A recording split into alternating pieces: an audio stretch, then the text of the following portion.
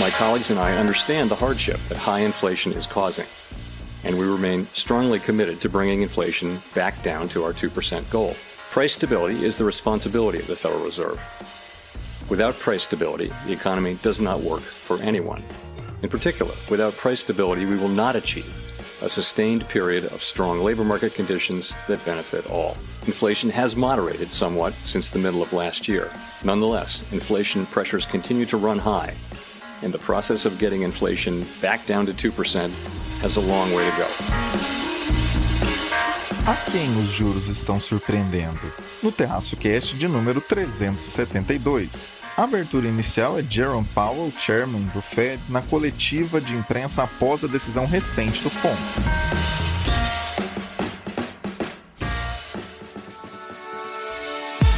Uma coisa que eu nunca faço, e eu acho que é um grande erro, é você pensar como economista, você vai decidir o que é politicamente factível, o que é politicamente interessante. Eu nunca penso dessa maneira, eu digo o que eu penso e deixo as pessoas pegarem o que quiserem.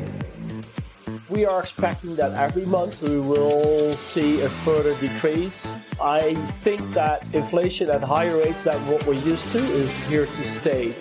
Brasil, mundo, economia, política e o que for relevante para você. Isso é o Terraço Cast. E aí, pessoal, tudo bem? Caio Augusto, diretamente da tarde de 6 de maio de 2023, um sábado, em Ourinhos, para o 372 do meu, do seu, do nosso Terraço Cast. Nesse episódio, estou na companhia do trio mais amado do Brasil. E aí, Raquel de Sá? Alô, alô, terraceiros e terraceiras! Aqui quem fala é ela, a moça do tempo, a moça sem tempo. Pois é, gente, se vocês soubessem a confusão no tempo e espaço que eu tenho feito recentemente, ou eu chego atrasada para os compromissos, ou eu chego adiantada e acho, em pânico ali de não me atrasar, eu chego adiantada, acho que as outras pessoas estão atrasadas, saio de reuniões, o negócio tá complicado, viu? Hoje eu acho que eu vou dar uma conversada com os planetas, ver o que tá acontecendo, nessa, não sei, conjunção planetária aí que parece que tá atrapalhando aqui, o meu tempo climático e o meu tempo ao tempo, em termos de atraso do tempo. Mas é isso. Sem mais delongas, vamos ao que interessa, a previsão do tempo. Parece que estamos aqui numa estação do ano estranha, em que a gente acorda e parece que tem pessoal saindo de coturno e sobretudo, mas faz 28 graus. Então, eu acho que a gente tá chegando naquela estação do ano meio cebola, A gente vai com várias camadas, vai tirando as camadas, e aí a vida segue nesse estilo de cebola mesmo, gente? É isso. Então deixa eu parar de falar besteira e vamos para a pauta. Sobre o tempo, isso deve ser resultado dos seus tempos britânicos. E sobre a previsão do tempo, tô contigo. Melhor a época que você sabe que tá calor ou que tá frio do que essa época que muda toda hora. Fala, Renata Cocho!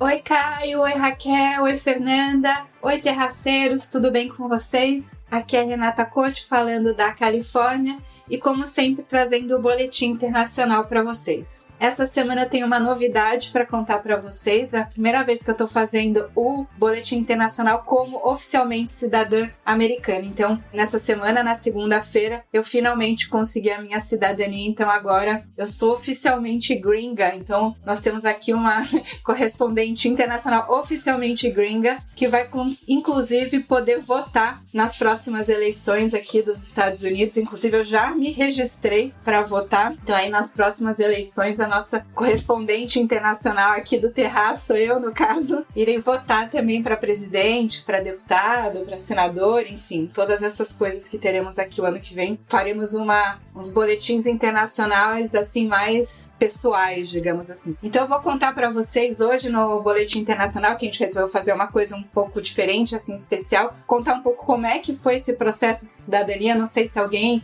muitos ouvintes às vezes têm interesse de mudar para os Estados Unidos e quer saber como é que é o processo de green card, de cidadania, então eu vou contar um pouco como é que foi esse processo e depois eu vou falar um pouco também, claro, de economia aqui dos Estados Unidos. Essa semana a gente teve mais uma vez uma super quarta, tem ficado comum as super super quarta, né, que é aquela quarta-feira em que vários bancos centrais saem decidindo taxa de juros ao mesmo tempo. Então a gente teve o Copom no Brasil, que a Raquel vai comentar, e aqui nos Estados Unidos a gente também teve aí mais um aumento de juros, né, os rentistas aqui continuam vencendo, digamos assim, mais um aumento de 0,25 na taxa de juros do Fed, que chega aí agora a 5,25 ao ano, tá bom? Então são esses os assuntos que a gente vai comentar com vocês nesse podcast aqui especial no Boletim Internacional. Como diria aquele canto de torcida muito agradável, atenção, Mr. Farofinha, bota o pi aí, hein, meu querido. Que pariu é o melhor boletim internacional do Brasil. E aí, Fernanda Mello? E aí, meus amigos, eu estou de volta. Parece que passou uma eternidade que eu não falo aqui no terraço, mas já estava com saudades. Voltei das minhas férias, comemorei meu aniversário e estou aqui de volta para vocês. E vamos falar de varejo de moda. Voltou com a cuca fresca, abraço para quem pensou aí, essa é do meu tempo, e pronta para diversas reflexões agregadoras. Trio mais amado do Brasil de volta, então vamos ao 372. Raquel, tivemos recentemente outra super quarta, decisões de juros nos Estados Unidos e no Brasil, em um mesmo dia. O que tivemos de novidade dessa vez? É isso, né, Caio? Falando agora da pauta, né, aqui com os meus queridos, excelentíssimos colegas, né, de Terraço Cast, essa pauta, ela não podia ser outra, né, gente? Não podia ser outra, ela é ela, gente. É um pássaro, é um avião, é uma super heroína, não é ela super quarta. A super quarta que recentemente eu descobri que é junto, né, que não é, eu escrevia super traço quarta ou super espaço quarta, mas fiquei sabendo que é super quarta tudo junto e misturado. Então a gente tem aí essa super quarta. Por quê, gente? Por que super quarta? Ela não tem nada de super, ela não é um dia especial, foi apenas dia 3 de maio, não é feriado, infelizmente, tá? Mas foi o quê? Foi um dia de decisão de política monetária, né? E por que ela é super? Porque ela teve decisão de política monetária aqui no Brasil e também lá nos States. E essa semana é uma super semana, né? Porque vai ter decisão de política monetária também, né? Na Europa, por parte do Banco Central Europeu. Mas eu vou contar aqui pra vocês sobre o Brasil e os Estados Unidos, né? O que a gente teve? Começando pelos Estados Unidos. O FOMC, né? FOMC para os chiques. Ele decidiu, para surpresa de 0 pessoas, elevar a taxa básica de juros lá nos Estados Unidos, os Fed Funds, para 5,25%. Então eles ficaram ali naquele range, né, de 5,25, porque eles têm uma meta ali, né, que é um espaço, né, um intervalo entre 5 e 5,25% ao ano. Mas a reação do mercado foi negativa. Por quê? Porque apesar de surpreender um total de 0 pessoas, a gente viu ali um recado do Fed de que,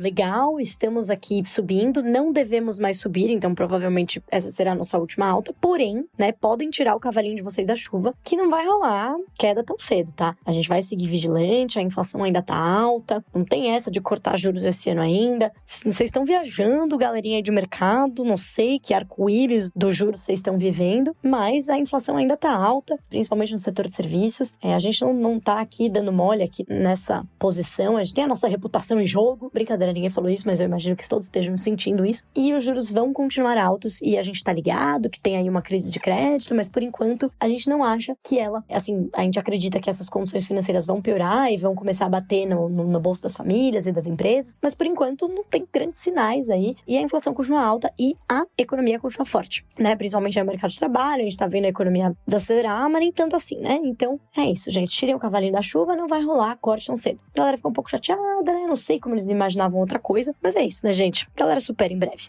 Enquanto isso aqui no Brasil, né, eu acho que a surpresa foi para um total de menos 2 pessoas, né? Então, como nos Estados Unidos surpreendeu 0 pessoas, mas o recado até surpreendeu certas pessoas, aqui no Brasil não. Aqui no Brasil, né, foi uma manutenção da taxa Selic em 13,75% ao ano, como esperado. O recado, né, o comunicado do Copom veio bem em linha com o último comunicado do Copom, né? Então, assim, neutro, né? Porque o último foi considerado rock, foi, mas porque é sempre em comparação às últimas comunicações. E as últimas comunicações do Banco Central, né, foram mais bem nessa linha. Então, o que o Banco Central falou? Falou, olha, tá rolando ali, né, a gente tá vendo, o cenário internacional tá complicado, né, tá rolando aí essa crise bancária, os bancos centrais, né, dos países desenvolvidos ainda estão subindo juros, ainda tem uma inflação persistente, então tem risco, tá rolando risco, mas pelo menos aqui o contágio que a gente vê no nosso sistema, né, no nosso sistema bancário e no nosso mercado de crédito parece limitado. Mas vamos seguir de olho. Então, assim, cenário global tá ok, não mudou muito, ok? Já aqui no Brasil, a gente tá vendo que o quê? A inflação, ela continua acima da meta do Banco Central. Quando a gente olha para os bens, para os itens, né, a inflação de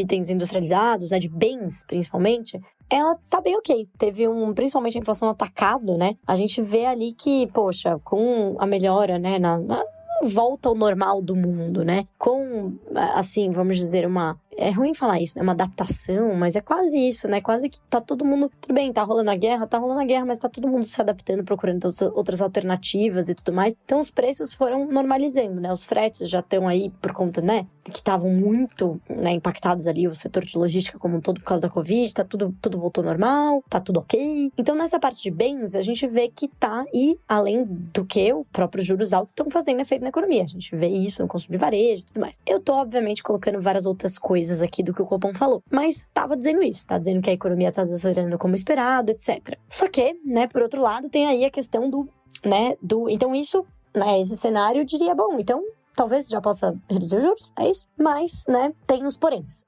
Primeiro porém é aquilo esperado, que o setor de serviços, ele demora mais, né, para responder a essa desaceleração da inflação, né, porque ele não tem a ver com esses choques de oferta, com esses desequilíbrios e tudo mais. Então, é mais a ver com a demanda mesmo, né, a demanda por bens e serviços e tal.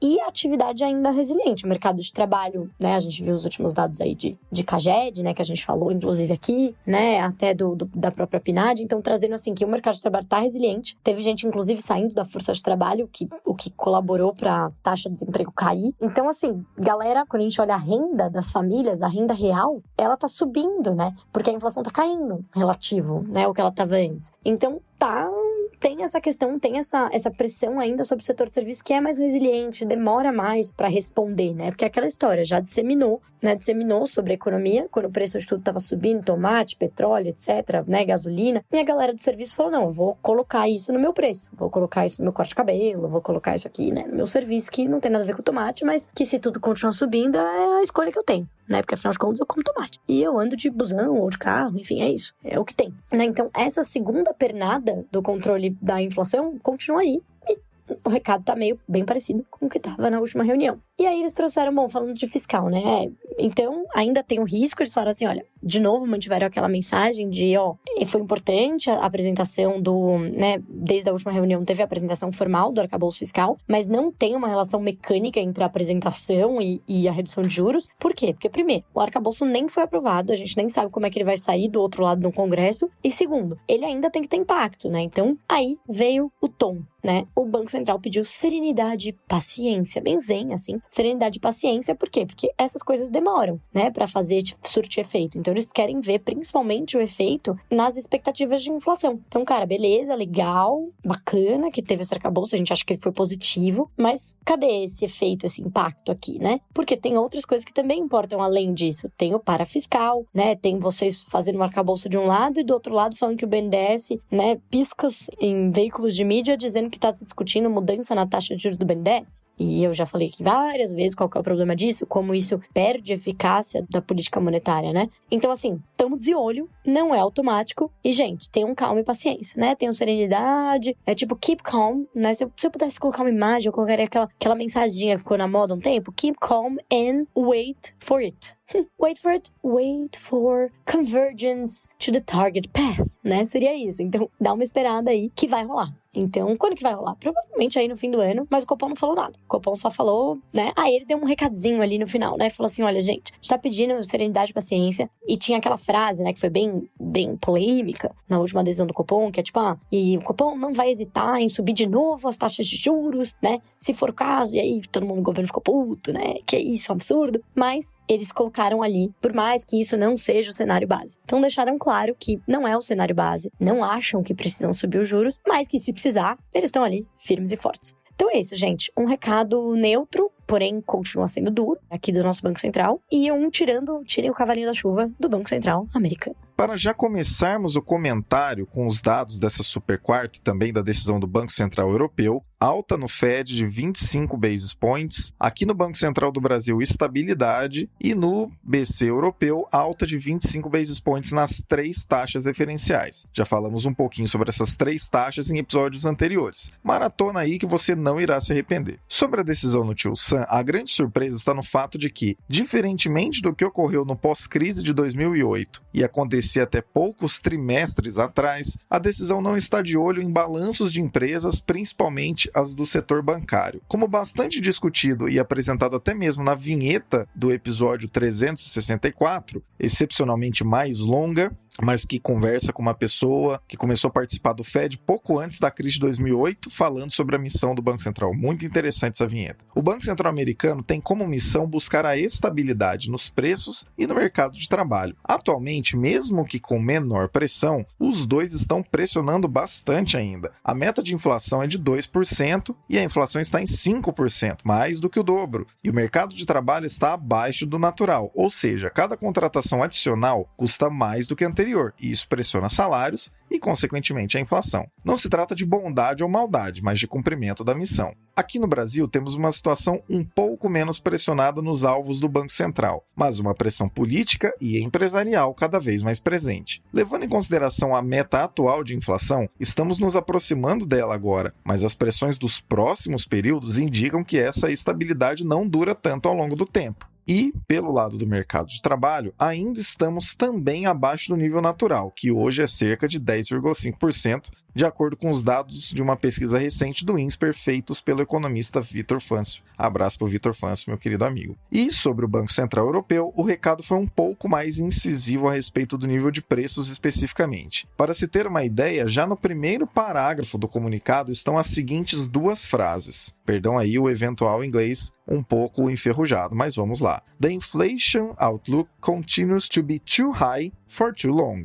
E a segunda frase, headline inflation has declined over recent months, but underlying price pressures remain strong. Em tradução livre, a expectativa de inflação continua muito alta por muito tempo. E a segunda frase, a inflação no geral diminuiu nos últimos meses, mas as pressões exercidas pelos preços espalhados pela economia continuam bastante fortes. O que podemos pensar no presente momento é que aqui no Brasil, as taxas só devem começar a cair no segundo semestre. Nos Estados Unidos ainda existe certo espaço para a alta de 25 basis points, principalmente pelo tom da coletiva de Powell, que você ouviu logo na abertura, e na Europa ainda existe um caminho indefinido de altas. Apenas para finalizar o comentário, um lembrete. Políticos e setores econômicos reclamarem de taxas de juros altas não é um fenômeno exclusivamente brasileiro. Isso acontece em todo lugar do mundo quando as taxas de juros sobem, porque os juros de fato pesam para todos. O que não se pode definitivamente negar é que existam evidências para que os bancos centrais do mundo inteiro cumpram suas missões, quaisquer que sejam, porque o contrário disso é muito mais doloroso. Argentina e Turquia, com bancos centrais que se submeteram a pressões, hoje entregam péssimos resultados tanto em inflação quanto em termos do quanto suas moedas valem perante o resto do mundo. Não é como se a gente precisasse resgatar algo do passado para ilustrar o tamanho do problema. Com menos de 30 segundos de pesquisa, você já consegue achar hoje qual a magnitude da hecatombe econômica que esse tipo de coisa pode promover. Isso significa que todos os bancos centrais do mundo estão certos e não devem jamais serem questionados em seus métodos? Claro que não. A economia é uma ciência social aberta e que permite questionamento. Por exemplo, do que visualizam esses bancos centrais como sendo os itens principais para sua tomada de decisão. Aqui no Brasil,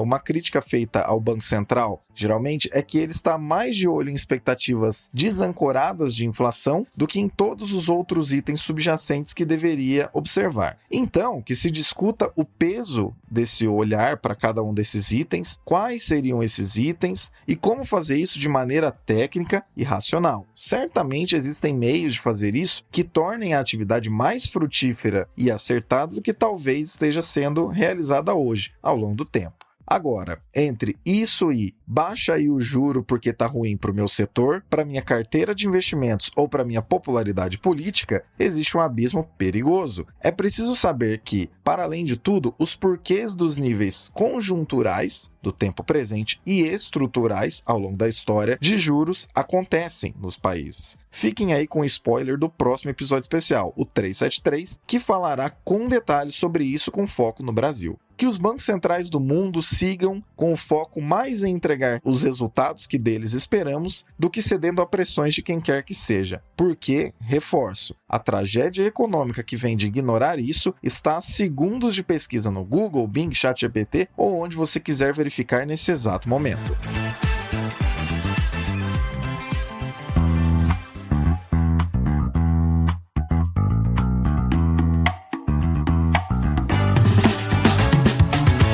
Existe um lugar no qual você encontra todas as contas oficiais do Terraço Econômico. Essa é a nossa Linktree. YouTube, LinkedIn, Facebook, Telegram, Instagram, Twitter, WhatsApp, TikTok e Hello estão disponíveis lá. Além disso, você também encontra oportunidades de nossos parceiros, o curso Python para o Condado, no qual você aprende programação, e o link para abrir sua conta na Nomad. Abra com o cupom TERRACO20, tudo em maiúsculo, para ganhar até $20 na sua primeira remessa de câmbio. E para finalizar, lá você também acessa nossos e-books, 10 motivos para aprender mais sobre economia hoje e Projeto Nobel, com artigos sobre todos os anos do Nobel de Economia entre 1969 e 2022. Ambos de graça, baixe agora mesmo. Não deixe também de seguir as pessoas que participam dos episódios do Terraço Cash e se dedicam semanalmente a trazer as análises que você ouve aqui conosco.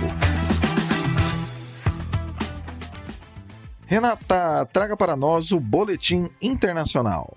Tô contando, falando mais, começando aí do primeiro assunto, que é o processo de cidadania. Então, se você não tá interessado aí, passa rapidinho para eu falar rápido, mas eu queria contar um pouco como é que foi a minha mudança para cá e como é que foi todo esse processo. Eu mudei aqui para os Estados Unidos em 2011, então, na verdade, eu já poderia ser cidadã há mais tempo, mas eu demorei até um pouco para tomar essa decisão e eu vou explicar até um pouco para vocês o que isso, leva também em consideração. Mas, enfim, eu vim para os Estados Unidos com um visto de L2, que é um visto de esposa de alguém que foi transferido entre companhias. Então, o meu ex-marido, ele trabalhava no Google na época e ele foi transferido aqui para os Estados Unidos para continuar trabalhando no Google, e aí o Google tinha que fazer todo um processo para provar que não tinha aqui nos Estados Unidos alguém capacitado com o background dele para fazer o trabalho, que na verdade era cuidar de clientes da América Latina. Então, o fato dele ser brasileiro e ter todo um background no Google também era uma coisa diferenciada. Enfim, o Google fez essa prova, então a gente veio para cá com esses vistos. E quando você vem, tem várias formas de vistos que você pode vir. Esse visto de transferência entre companhias é um visto assim que é um pouco melhor, digamos assim, especial, porque ele já considera uma intenção da pessoa querer ser um residente permanente. Então, se você vem com visto de trabalho normal, que é o visto B1, B2, a empresa traz você, mas ela não precisa provar que você é essa pessoa especial, que só você pode fazer esse trabalho. Se você vem patrocinado dessa maneira, você precisa passar mais tempo para conseguir dar entrada no Green Card. Enquanto que se você vem com esse visto entre companhias, que foi o meu caso, eu já poderia dar entrada com o Green Card meio que imediatamente, mas a gente não fez isso porque a nossa ideia nem era ficar tanto tempo aqui, a gente veio com uma ideia de ficar só 3 anos e voltar para o Brasil, então a gente não entrou com esse processo.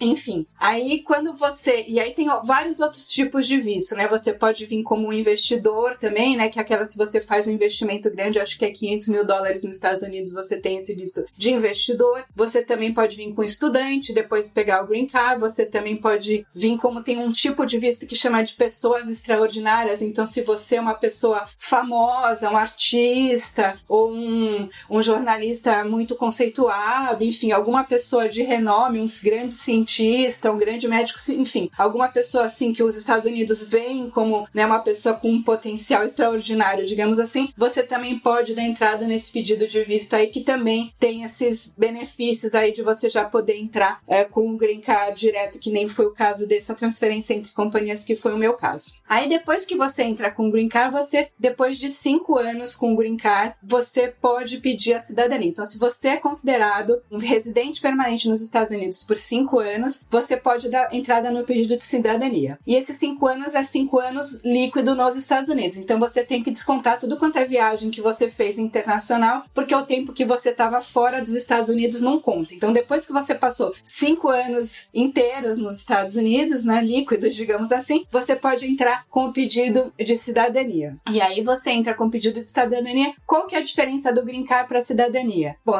o primeiro que o cidadão pode votar, né, tem todos os direitos de cidadão, depois pode querer aposentadoria, enfim, né, ter acesso ao sistema de saúde dos cidadãos. Então você tem alguns benefícios de ter a cidadania americana, além do direito ao passaporte americano também. E qual é o desvantagem, digamos? A desvantagem é que você passa a ser obrigado a pagar imposto nos Estados Unidos para sempre. Então, se você é um cidadão americano, você, não importa se você está morando no Brasil, sei lá, se eu voltar a morar no Brasil, por exemplo, eu querer morar em outro país, em Portugal, vamos pensar assim, eu tenho que continuar declarando imposto de renda aqui nos Estados Unidos todo ano. Se eu não fizer isso, eu tenho que abrir mão da cidadania. Então, até a pessoa, né, o Eduardo Saverin, que fundou o Facebook com o Mark Zuckerberg, ele abriu mão da cidadania americana, né, foi morar em Singapura porque ele não queria mais pagar imposto como americano. Então, você tem essa possibilidade, digamos assim. Mas se você é cidadão americano, não importa onde você está morando, você tem que continuar declarando. Isso não é assim para todos os países, inclusive não é para o Brasil. Então, quando eu saí do Brasil e vim morar aqui nos Estados Unidos, eu consegui dar a saída permanente da Receita Federal, dizendo assim, olha, eu não estou morando mais no Brasil, eu estou morando em outro país, então eu estou declarando a meu imposto de renda em outro país e não preciso declarar no Brasil. Eu só declaro no Brasil como um estrangeiro. Então, por exemplo, se eu tenho algum imóvel, aluguel de imóvel, então eu tenho uma casa que está no Airbnb, por exemplo, eu declaro como estrangeiro porque eu dei a saída definitiva do Brasil. Entendeu? Faz sentido, assim? Então,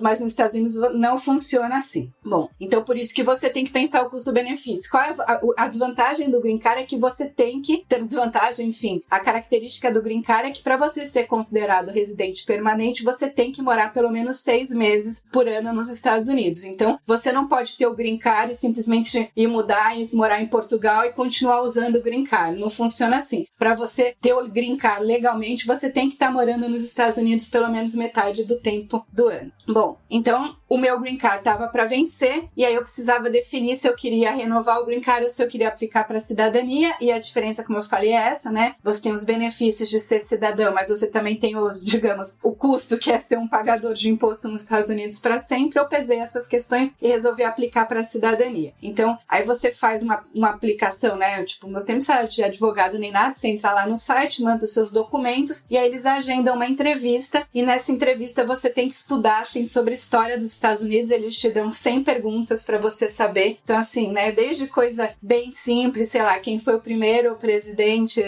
dos Estados Unidos, ou quando é que foi a declaração de independência dos Estados Unidos, até coisa mais específica, que é saber, assim, tipo, o nome do seu deputado distrital, que é o seu representante lá na Câmara dos Deputados, ou quantos deputados tem, ou alguns detalhes, assim, mais específicos, quem era o presidente dos Estados Unidos durante a Primeira Guerra Mundial. Enfim, são questões meio básicas da história dos Estados Unidos, de como é que funciona o sistema político. Então, quantos ministros tem na Suprema Corte, por exemplo, algumas perguntas assim, achei bem interessante. Você faz essa entrevista e aí, se você passando na entrevista, eles também querem saber, né, todas aquelas perguntas de sempre, se você já participou de alguma instituição terrorista, se você já foi para Cuba, se você, né, já participou de algum partido comunista, coisa assim.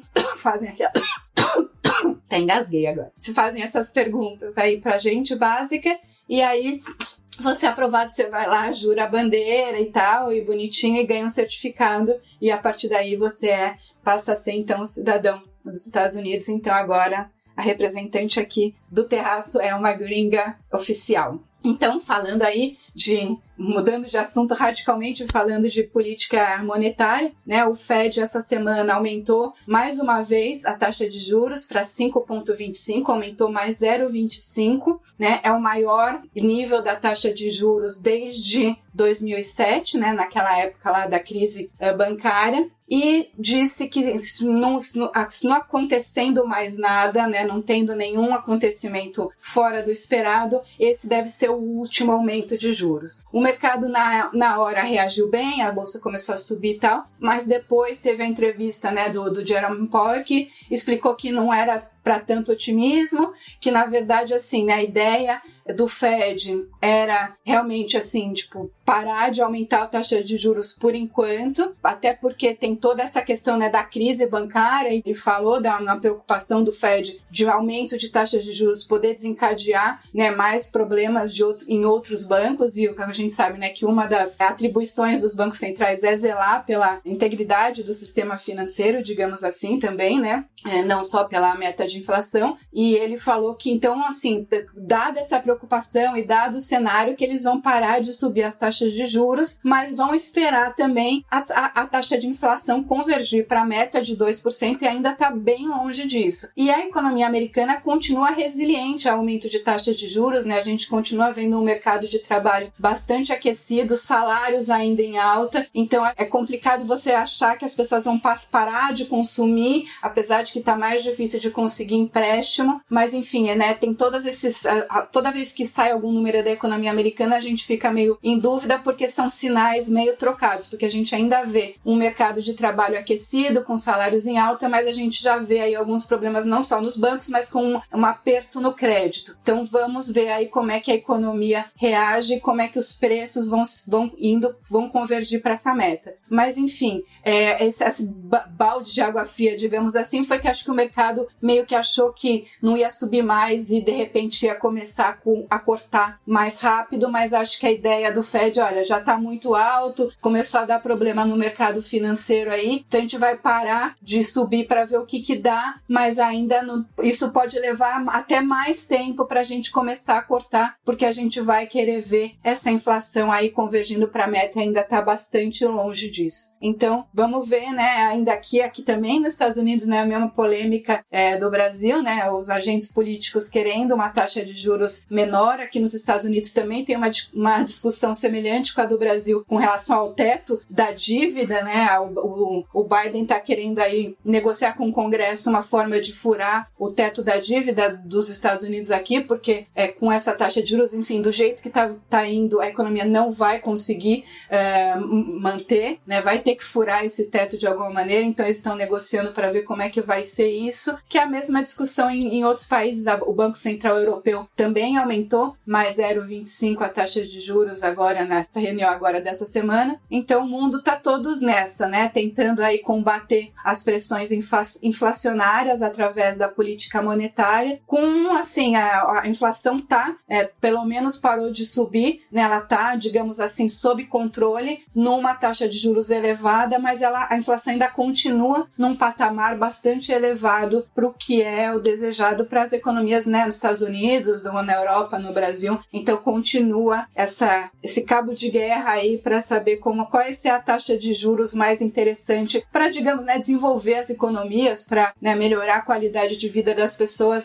Assim, né, porque a gente sabe, né, o imposto inflacionário é uma paulada também nas pessoas mais pobres, então, né, existe esse cabo de guerra aí de quanto de inflação ou quanto de taxa de juros é uma medida ideal para cada economia, e a gente vai tentando ajustar, e a gente, né, nosso papel aqui é só comentar. Tá bom? Quando a Renata comentou comigo sobre a ideia de trazer ou não para cá o processo dela de cidadania americana, pensei até que ela estava brincando ou sendo retórica, porque de fato existem pessoas que nos ouvem que cogitam essa possibilidade. Então, na prática, ouvir aqui pode abrir um pouco a cabeça para esses caminhos, até mesmo ativar alguns cliques mentais para tomar certas decisões. É claro que se você for tomar uma decisão dessa magnitude, terá de pensar em mais itens e procurar mais informações, mas esse breve guia, esse breve relato também apresentado aqui pela Renata pode te ajudar, ou ajudar alguém que você já ouviu falar que queria tomar esse caminho, e aí você poderia mandar esse episódio para essa pessoa. E para você que não tem esse interesse, pelo menos nesse momento, você já sabe que o Boletim Internacional terá acesso a coisas que, possivelmente, só se você tiver uma amizade morando nos Estados Unidos, teria a possibilidade de saber. Com as eleições chegando por lá, por exemplo, pensa aí na agregação de valor que terá continuar ouvindo este podcast, modéstia à parte de todos nós da equipe, é claro. A respeito da decisão do Fed, a Renata trouxe uma informação importante e nova.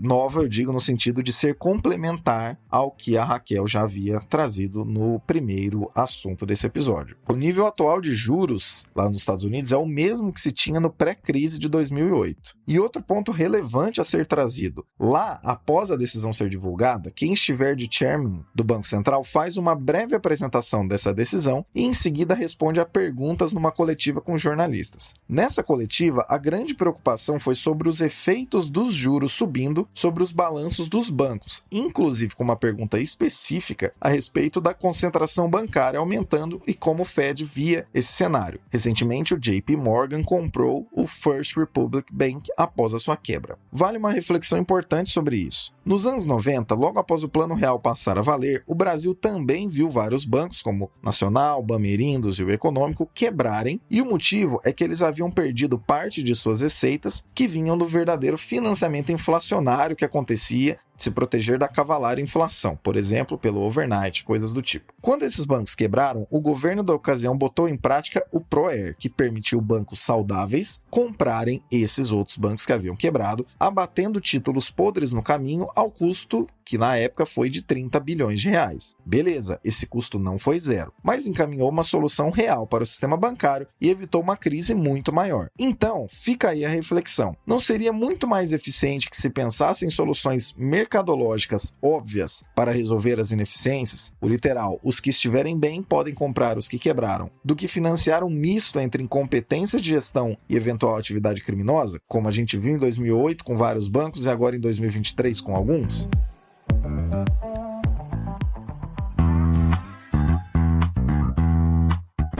Antes de encerrarmos o Boletim Internacional, um recado muito, muito especial que todos estávamos ansiosos para trazer a vocês. Melhor Breaking News em muito tempo. Vai lá, Renata!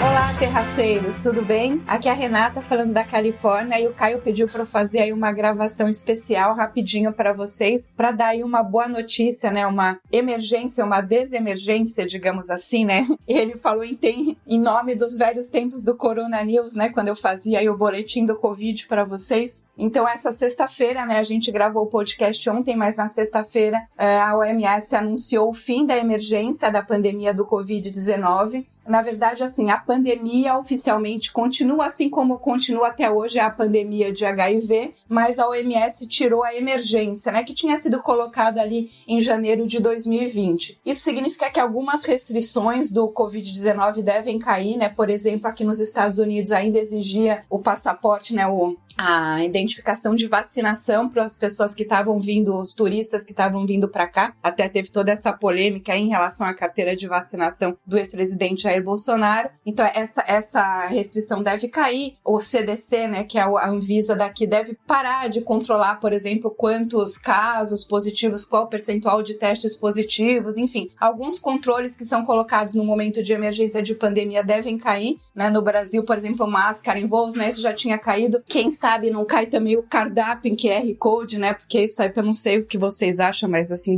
das coisas que ficaram da pandemia, eu acho que a parte que realmente não funcionou é o cardápio em QR Code. Por outro lado, eu acho que o desembarque, né? Quem anda de avião deve ter percebido que esse negócio que eles fizeram de desembarcar por fileiras, não levantar todo mundo ao mesmo tempo quando o avião chega, é uma coisa que funcionou. Se dependesse de mim, continuaria para sempre, uma maneira mais educada e civilizada de sair dos aviões. Mas vamos ver o que fica e o que não fica. Tá bom? Mas era isso, uma ótima notícia, né? Eu acho que passa na cabeça de todo mundo, né? Tudo que a gente viveu nos últimos 3 anos, né? Quando começou a pandemia, a gente tinha a ideia que ia ser uma coisa mais rápida, que ia durar algumas semanas ou poucos meses. O negócio se estendeu. Até, na minha opinião, essa emergência já era para ter sido tirada há algum tempo, mas de qualquer maneira, né? Ainda tem gente morrendo de Covid. A OMS, pelo número que os países divulgaram, a gente teve cerca de 7 milhões de mortos pelo Covid-19, então um número absurdo, e a OMS estima que esse número pode ser até 3 vezes maior se a gente considerar aí os números que não foram divulgados, o que foi escondido, e não só isso, né? Mortes indiretas também com relação ao Covid, né? Que às vezes as pessoas não morreram especificamente do Covid, mas por causa da pandemia, por exemplo, atrasou um diagnóstico de câncer, durante a pandemia a pessoa acabou falecendo por conta disso. Então, realmente, realmente foi uma tragédia de saúde a maior que a gente já viveu. Eu espero aqui, né, batendo 3 vezes na madeira, que seja a pior que a gente ainda vai viver. Mas é isso, eu queria vir aqui, o Caio pediu e eu achei importante vir dar essa boa notícia pra vocês, tá bom? Então é isso, agora, em definitivo, até semana que vem. Beijo e até lá. A respeito do fim da emergência pandêmica, dedicamos esse pedaço do Terraço Cast 372 à memória de todas as pessoas queridas que se foram durante esse período e também à saúde de todos nós que seguimos, apesar de todos os pesares. Cuidem da saúde, pessoal. Esse é o nosso bem mais precioso, aquele que mais faz diferença e que, sem ele, nada mais irá fazer sentido. Saúde, queridos e queridas. E, tal qual diz aquela canção do atual septuagenário Lulu Santos, não há tempo que volte, amor. Vamos viver tudo que há para viver, vamos nos permitir.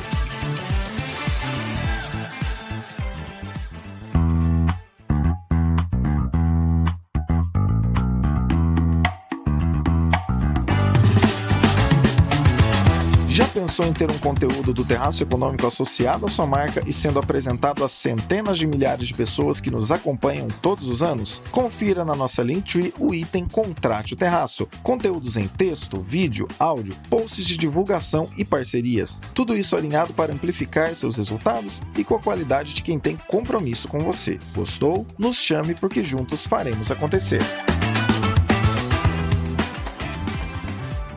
Fernanda, estariam empresas de fast fashion como a Shein fadadas ao declínio em função de condições macroeconômicas? Olha, Caio, eu estava ausente, né, pelas minhas férias do meu aniversário agora no final de abril, mas eu acompanhei toda a discussão sobre a taxação da Shein e de outras gigantes chinesas. A gente sabe que esse é um assunto que ficou politicamente muito polêmico aqui no Brasil, mas é uma particularidade muito nossa aqui do nosso país. Eu não quero entrar nesse aspecto hoje, porque a gente já falou outras vezes aqui no Terraço Cast sobre como as companhias internacionais buscam uma forma de conciliar esse nosso alto imposto de importação com a produção, né, trazer a produção aqui para dentro do Brasil, mas esse não é o ponto de hoje. O que eu queria conversar com vocês hoje é sobre a possibilidade dos dias de glória da Shein estarem passando.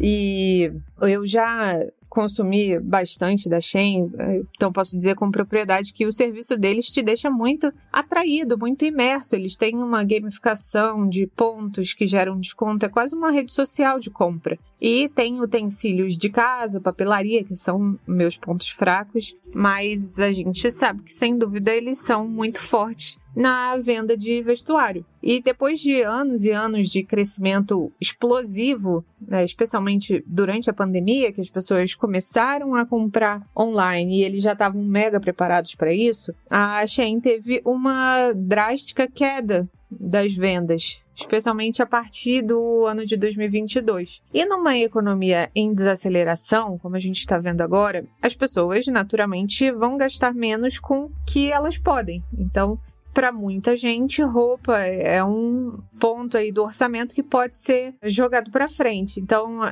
naturalmente, isso seria esperado dentro de um movimento cíclico da economia. Mas a justificativa para a Shein em especial não é bem essa, porque senão a gente poderia justificar, como justifica, para todo o restante do varejo de moda, num geral. Agora, o que a gente pode falar desse que é o app mais baixado do mundo é que eles estão sofrendo com uma publicidade negativa da Shein com relação à sustentabilidade na sua cadeia de suprimentos, né? Isso também acaba afetando no final das contas. Por quê? A gente já falou dessa questão de sustentabilidade, de conseguir atender mais pessoas que não eram atendidas antes. A gente falou disso lá naquele episódio especial do Terraço sobre fast fashion. É o episódio 361. O que acontece? A Shein sempre foi acusada de maus tratos aos trabalhadores e tal, mas na minha visão, o que a gente está vendo agora é que o orçamento das famílias apertou, não faz sentido gastar com roupas que são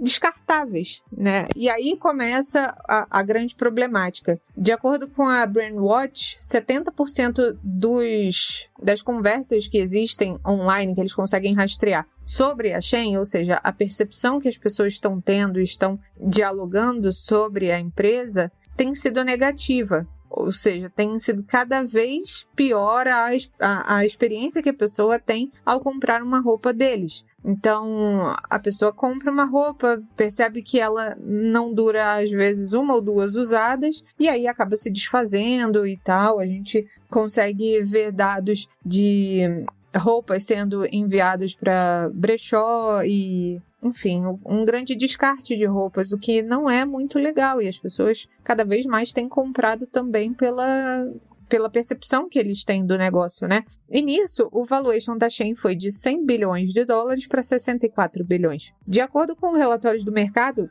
a Shein agora vem buscando 3 bilhões de dólares em novos financiamentos para tentar realavancar, né? A gente acompanhou aqui no Brasil uma onda de lojas pop-ups, né? Então eles buscam novas formas de negócio para tentar se recolocar e se redimir, mas em comparação é bem diferente, né? Se a gente pegar empresas como a Zara e H&M, que são outras gigantes do fast fashion, mas que não chegam a ser uma ultra fast fashion, elas não conseguem acompanhar o ritmo de produção da Shein. Outro aspecto é sobre acusações de plágio de designers pequenos. Então, uma série de problemáticas. E por que a gente fala disso aqui no Terraço Cast, né? Não é um canal de moda, mas tem tudo a ver com a economia e o comportamento das pessoas, especialmente nesse setor de varejo de moda, que é um setor que deve mudar muito de comportamento daí em diante. Tanto que a gente vê isso até nas fast fashion que a gente tem aqui no Brasil, listadas na Bolsa Brasileira. Então, é um assunto que deve se desenrolar com um conflito aí, de trazer acessibilidade a peças para diversas pessoas e diversos bolsos, mas também indo na contramão do ESG. Então, vamos acompanhar, né? Existem negócios que acabaram disparando em crescimento durante a pandemia por motivos específicos relacionados a agora todo mundo está em casa ou pelo menos mais passível a comprar online. E que agora começaram a entender que, no fim do dia, muita gente gosta do presencial mesmo, de experimentar e tudo mais. Unindo esse aspecto ao momento atual, em que uma desaceleração global econômica está em curso, assim como o aumento de juros que acaba tornando tudo mais caro, sem falar da taxação adicional feita em muitos cantos do mundo, que mistura uma necessidade de fazer caixa com proteção de setores domésticos e tudo mais. Diríamos que o cenário para empresas como a Shein, ou Shein, do jeito que você quiser falar aí, né? Estamos aqui abertos, espero que vocês saibam de qual empresa estamos falando.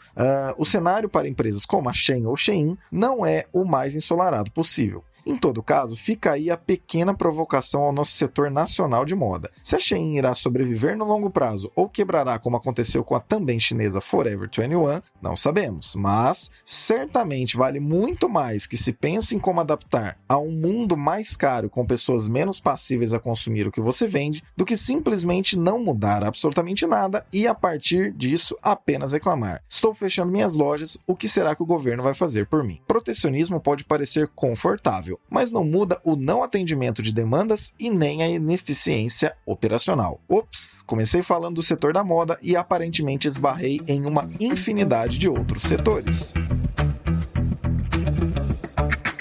Levando em conta que esse episódio discute quem se surpreende com o atual cenário de juros no mundo todo, apesar do cenário dar as respostas, se você ouviu até aqui, me manda em alguma das minhas redes sociais, em todas elas estou como Caio AUGSTOR, aquele emoji da dúvida, aquele que a pessoa está segurando a cara com a mão, sabe? Que se fosse para traduzir uma rápida expressão seria: ué, abraços para quem enviou o emoji solicitado no episódio 371. José de Souza pelo Instagram, tá aqui seu abraço, meu querido. Quer seu salve aqui? Só seguir essa regra que acabamos de te contar. Episódio dedicado à memória de Pedro Henrique Lopes, que deixou há 4 anos essa existência terrena, no dia em que esse episódio foi ancorado, 6 de maio de 2019. Você nunca será esquecido, meu irmão. Agradecendo ao trio mais amado do Brasil que trouxe suas análises para o 372. Obrigado, Raquel. Então é isso, pessoal, com esse cavalinho na chuva que não tem caído aqui em São Paulo, ainda bem, né, pro bem da Raquel e da sua locomoção de bicicleta. É isso, gente, se você for, e aí eu acho que vale um recado aqui, né, nesse final, se você estiver ouvindo o Terraço Cast até esse momento, e você for, ou conhecer algum revendedor de bicicletas, né, pessoa que aluga bicicletas elétricas, pessoa que gosta de bicicletas e quer dar presentes para pessoas que andam de bicicletas, falem comigo, porque eu me locomovo de bicicleta para todo canto. Então é isso, gente, estou aqui aguardando recebidos, não tenho recebido nenhum nessa vida, só recebido de uma certa onda de zica dos planetas, mas é isso, vamos todo mundo ajudar aí a Raquel a ter recebidos bicicleteiros ao invés de zicas planetárias. Muito obrigado, Renata. Até semana que vem, um beijo pra vocês e até mais. E também obrigado, Fernanda. Valeu, Caio, Rê, Raquel, pela companhia de sempre. É um prazer estar aqui com vocês no Terraço Cast. É um grande prazer falar com nossos queridos terraceiros, né? E para os terraceiros assíduos, eu convido vocês a deixar a nossa tradição lá, um emoji no meu último post do Instagram, um emoji de vestidinho, para combinar com o que a gente falou aqui sobre a Shein. Deixa lá um emoji pra mim, que aí eu vou te mandar no próximo episódio um beijo, um abraço e uns saludos. Tá bom, galera? Valeu! A gente se vê na semana que vem. Importante sempre relembrar, estamos abertos para feedbacks de qualquer natureza, tanto nas redes do Terraço Econômico quanto nas das pessoas que deste podcast participam. Fica a dica. Gostou do que ouviu? Manda para alguém. Vamos aumentar a base de pessoas que ouvem este glorioso podcast. Afinal de contas, é para você que nos ouve que produzimos tudo isso. Abraço pelas ondas sonoras. Até o próximo episódio.